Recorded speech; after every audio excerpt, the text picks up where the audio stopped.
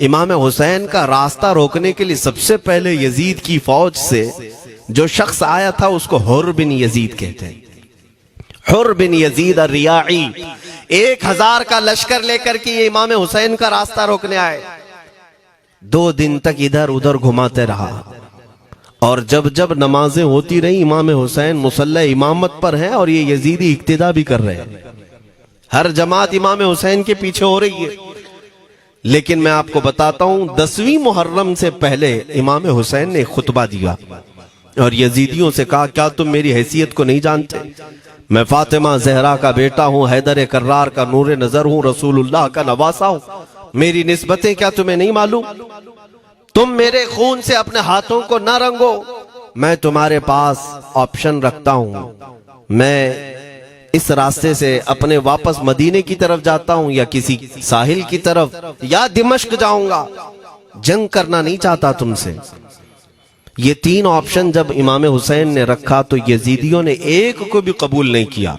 वो जंग करना ही चाहते थे, इमाम हुसैन के खून के साथ खेलना ही चाहते थे।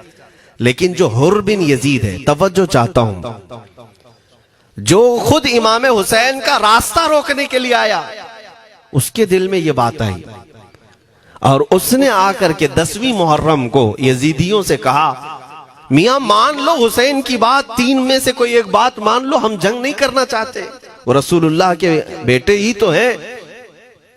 तो सारे जो सिपह सालार बड़े बड़े थे, अमर बिन साद, शिमर वगैरह, हुर बिन यजीद से कहने लगे, तुझे कौन कहता है फैसला करने के लिए? तू सिपाही है, 1000 की नफरी तेरे साथ दी गई है, बस अगर तुझे हमारे साथ रहना है तो मैदान में जमा रह, वरना चला जा, तू सुलह की बातें मत कर।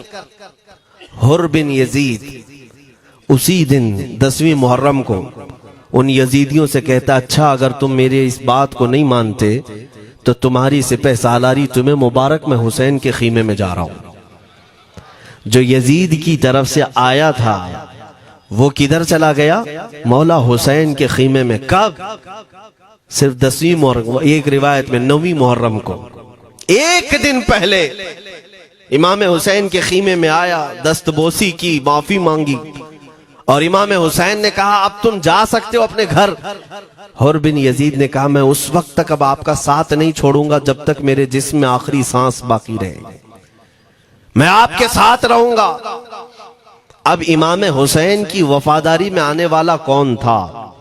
इसलिए मैं आपको एक चीज दे जाता हूं मेरे अजीजों, अल्लाह अज़्ज़ व जल की कुदरत के फैसले हैं, वो जब चाहता है कहीं से भी किसी को हिदायत अता फरमाता है।